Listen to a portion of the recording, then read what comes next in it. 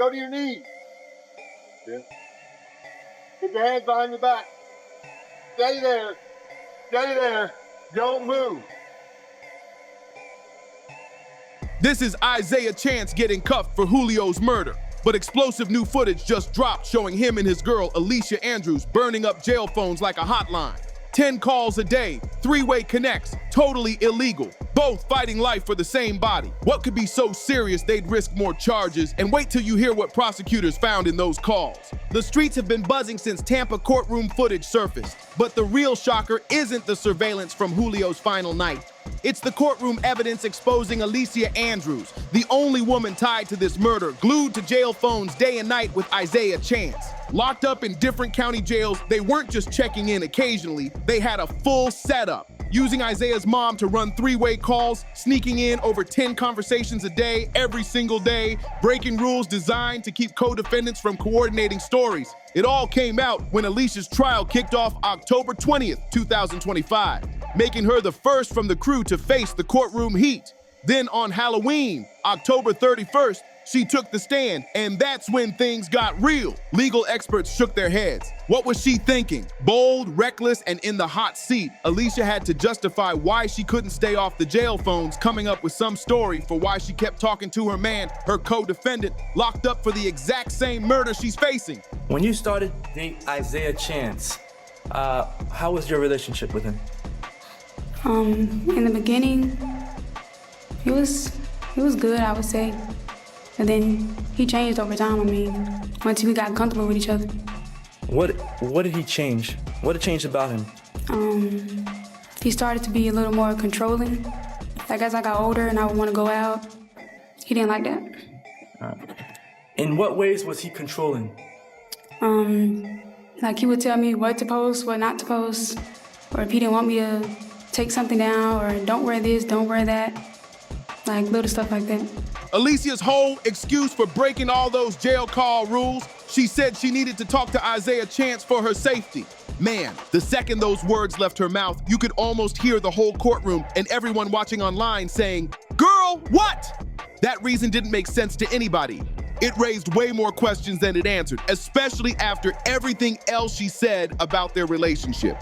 During her testimony, she painted a dark picture, talking about straight-up domestic violence. She claimed Isaiah had put hands on her multiple times, controlled every single move she made, from the clothes she wore to what she could post on the gram. She said he kept her trapped in fear, walking on eggshells 24/7, all the way up to and through everything that went down that night in Tampa. Do you remember the first time that it happened? Yes. When was the first time that it happened? Back in like 2021 at his house. What happened in that situation? We were arguing over the phone. Like he wanted my phone and I wouldn't give it to him. And that was the first time he ever like snatched it and he ended up hitting me. Hit you how? With a closed fist. And I was kind of like just blocking myself and saying stop. But here's where the story takes a wild turn, where everything stops adding up and people start picking sides fast. Everyone's got their own theory now, and the courtroom chatter turned into straight chaos. Because if Isaiah Chance was really this abusive, controlling dude who had her life on lock and kept her scared for real, then why would she be so desperate to stay on the phone with him? Why risk catching more charges while both of them locked up? Why make her own case worse, handing prosecutors extra ammo to bury her just to keep that line open with the same man she says she's terrified of? It just don't add up, and that's exactly why this part of her story's got everyone talking loud. How did he hit you?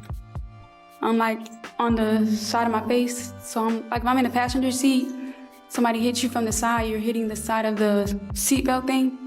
It was like on the side. I don't know what they call that. Where the seatbelt comes out of? Yeah, like where it retracts? Yeah, my head was hitting on that. All right. And how long did that last for? I believe we were sitting there for like 20 minutes because I get frustrated and I just start kicking and hitting back. The prosecution pounced on that contradiction fast, like white on rice. They weren't buying that fear story for a second. They said those jail calls had nothing to do with being scared. Nah, this was all about loyalty, about keeping their stories tight, making sure nothing slipped, and holding on to that connection with the gang and the set. According to the state, those calls were strategy, plain and simple. They said Isaiah and Alicia were working to protect each other, making sure neither one said anything that could crash both their cases. And then the prosecution dropped the bombshell, text messages from way back in 2021.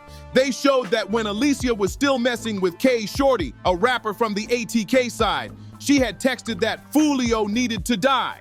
That right there proved her hate for Foolio didn't come from Isaiah.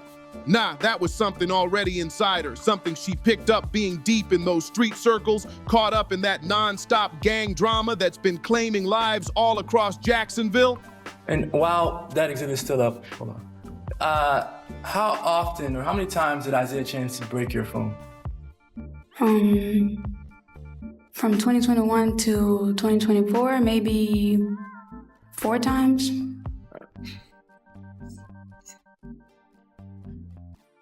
Was it always the same way?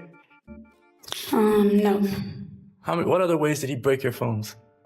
I think one time he threw it to the wall, like repeatedly threw it to the wall over and over so that it wouldn't turn back on.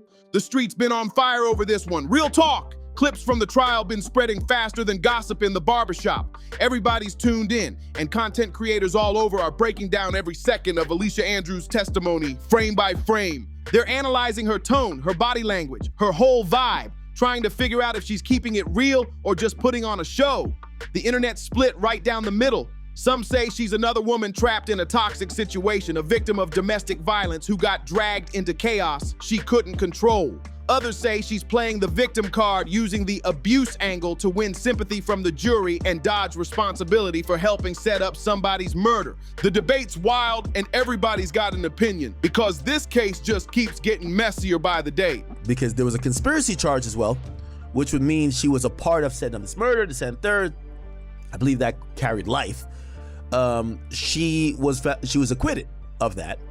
And what that means is that the amount of time she will serve most likely won't be life, but probably in the 15 to 25 years in prison range, which it definitely still opens the door for her to have some type of life. The timeline's been buzzing, showing just how split people are over women caught in street drama, especially with domestic violence involved. Some online sympathize with Alicia Andrews, saying abuse can create trauma bonds that make it nearly impossible to cut ties, even behind bars. Her testimony about being choked, having her phone smashed, and isolated from loved ones seemed to confirm long-term abuse, explaining why she stayed in contact with Isaiah Chance. Others aren't buying it. Old texts where she wrote Foolio needed to die, plus surveillance showing her moving with the crew before Foolio got caught slipping, paint her as more involved than her lawyers claimed. The jury split reflected that. Andrews got manslaughter on November 1st, 2025, but beat conspiracy, showing they believe she played a role but didn't mastermind it. Social media didn't hold back either. Clips of her laughing while prosecutors played body cam footage went viral,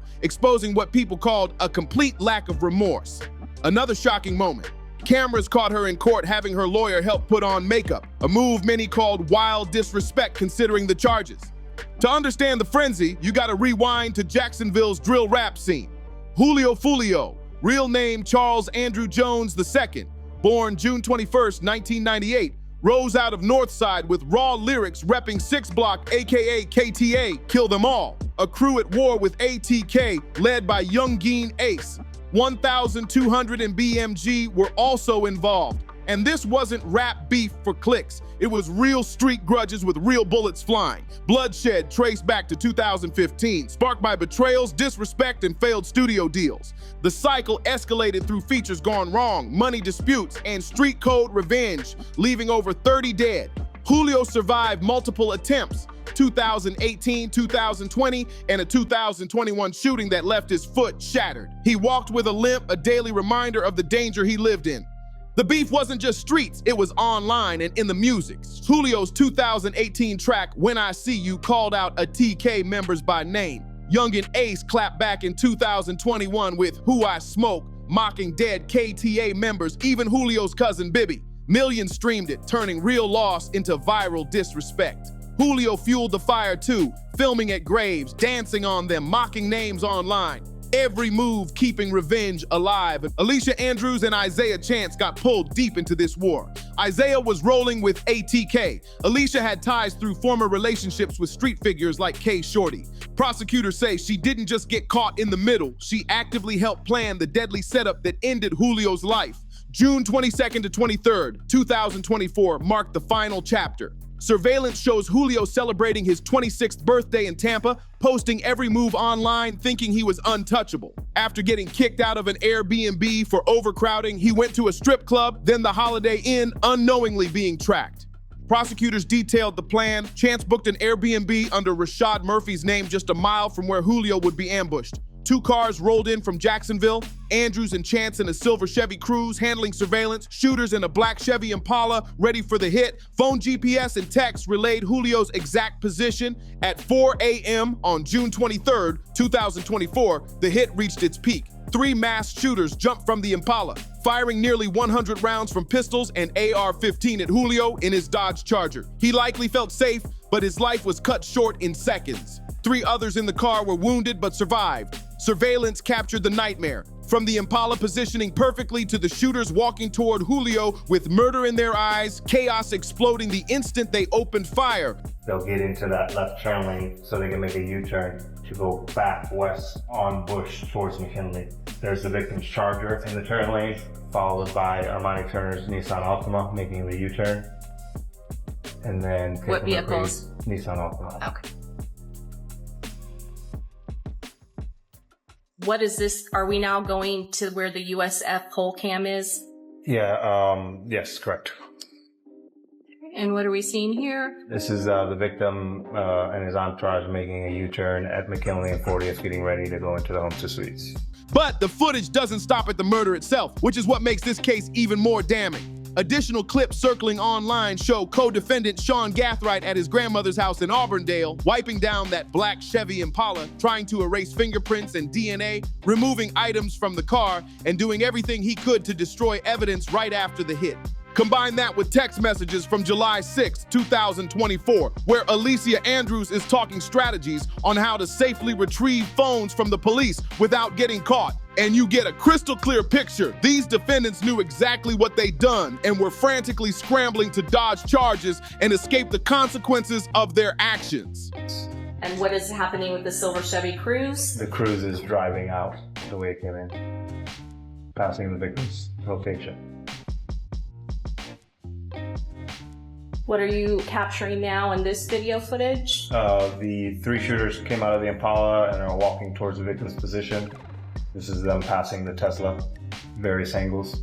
The arrests went down about a month later on July 27, 2024, with intense SWAT team body cam footage capturing the takedown of Isaiah Chance, Alicia Andrews, and Sean Gathright at separate locations across Jacksonville. This footage has been blowing up online, showing just how serious and high stakes these operations were. Because when you're dealing with people accused of such cold, calculated violence, every move counts and every second is life or death. Now what is being shown here? This is the victim's vehicle driving north. The shooters are running by the Tesla with the 3rd shooter in the back there still shooting. And what vehicle, based on all this video footage, are the shooters pursuing? The black Dodge Charger containing the victim. The evidence from these arrests was damning and basically sealed their fate. Andrews' phone had crime scene photos she shouldn't have had, including an AR-15. Isaiah Chance's contacts, phone records, and GPS tracked their exact movements while cell tower pings placed them at key locations. The Airbnb booking tied them together, showing a conspiracy prosecutors argued had been brewing for months or even years, rooted in a gang feud that had already claimed too many lives and devastated Jacksonville families. The verdict and its cultural impact is telling. On November 1st, 2025, Andrews was found guilty of manslaughter but not guilty on the conspiracy charge. That split decision shows the jury wrestling with the same messy questions the streets had debated for months. The manslaughter conviction means Andrews faces up to 30 years behind bars, a serious chunk of her life, but far from the life sentence she could have faced if convicted on all counts. This verdict reflects a middle ground. It shows Andrews played a role in Julio's death, but stops short of labeling her the mastermind. The jury had to balance evidence proving her active role in stalking and tracking Julio against her claims of being trapped in an abusive relationship, feeling forced to follow Isaiah Chance. The acquittal on conspiracy suggests at least some jurors believe parts of her story. She was controlled and manipulated, but even so, they couldn't fully excuse her involvement in the tragic events that ended a young man's life. Hands up, keep your hands up. Hands up, don't reach for your waist. Do not reach for your waist. Look at me, back up to me. Back up, back up, back up, back up. All right, go to your knees. Get your hands behind your back. Stay there. Stay there. Don't move. The reaction to the verdict has been intense, splitting social media across the board. Hip-hop personalities like DJ Academics racked up millions of views as people debated what justice really looks like in a case this complex, one that exposes deeper issues in our communities with no easy answers.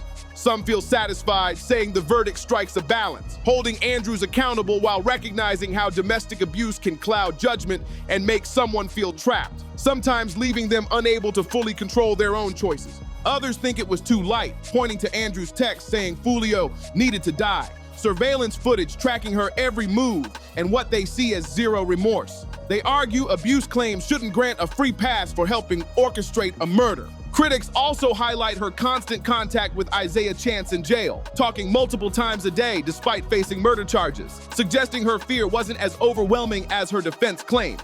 Courtroom moments keep fueling debate. The viral clip of Andrews laughing while Bodycam footage of Julio's death played is cited as proof of her callous attitude, while the makeup application scene shocked many as wildly disrespectful. Yet her jail phone activity remains the most talked about detail, exposing the case's contradictions and complexities. How do we reconcile the image of an abuse victim with someone maintaining daily contact with her alleged abuser? How do we make sense of someone claiming terror yet staying on the phone over 10 times a day? There are no simple answers, which is why this case has gripped the public, sparked heated debate, and why the conversation isn't fading anytime soon. Our backdoor queen, Alicia Andrews. Now, if you don't know, Alicia Andrews was actually found guilty of the crime of manslaughter, which is actually, you know, the best scenario for her was to be found not guilty, obviously. But I will say that, you know, she got a slight win in the fact that she was convicted of 2 charges and one was lesser, which is the lesser charge ended up being manslaughter. It was a few times. All right. Did he ever, outside of your house and in the car, did he ever put his hands on you? Yes. Can you tell me about that situation? Well, the one in the car was before we went to Tampa. It was a couple of days before that. Somebody called me and I ended up telling him it was someone that he didn't want me to talk to, like one of my guy friends. And he assumed the guy liked me, so he got mad. And he came to my house, insisting that I come outside. The bigger picture of this case goes far beyond just Alicia Andrews and Isaiah Chance. The other co-defendants, Sean Gathright, Rashad Murphy, and Davian Murphy, are still waiting for their day in court to fight their own charges. The evidence laid out in Andrews' trial is going to play a huge role in shaping how prosecutors handle those upcoming cases and the strategies defense teams will use. Davian Murphy, who was on the run for months after the initial arrest, was finally caught in January 2025, rounding up all the suspects, but leaving plenty of questions about the full scope of the conspiracy and who ultimately gave the orders that led to Julio's death. What do we see now? Defendant Alicia Andrews walking out. What's she carrying? Bags. Day before, did you see anyone load bags into this Airbnb? No. Who do we see there? Davian Murphy. Ever see him enter the Airbnb on June 22nd of 2024? No. Do you know where he got the stuff that he was carrying to that vehicle that's placed in the front of the camera? No. Julio's murder isn't an isolated incident. It's part of a disturbing pattern that's claimed too many talented young rappers in recent years. From Pop Smoke being killed in a home invasion, to King Von getting shot outside a nightclub, to Nipsey Hussle losing his life in front of his own store. These deaths aren't just tragedies for music. They're failures of our communities, our systems, and our culture to protect young people from cycles of violence that often start long before they ever step into a recording booth. The Jacksonville rap beef that ended Foolio's life is still simmering under the surface, with over 30 deaths already linked to this ongoing conflict and no clear end in sight. The question is, how many more young lives have to be lost before something actually changes? How many more mothers have to bury their sons? How many more talented artists will have their potential cut short by bullets fired for respect, revenge, or street reputation? Things that mean nothing when you're lying in a casket. As Alicia Andrews awaits sentencing and the remaining co-defendants prepare to face their own trials, the Jacksonville rap beef keeps moving, with new diss tracks dropping and the cycle showing no signs of slowing down. New threats keep popping up on social media every single day, and the cycle of violence that took Foolio's life shows no signs of slowing down or stopping anytime soon. Thanks for watching. If you want more, click on one of the boxes on your screen to check out similar content.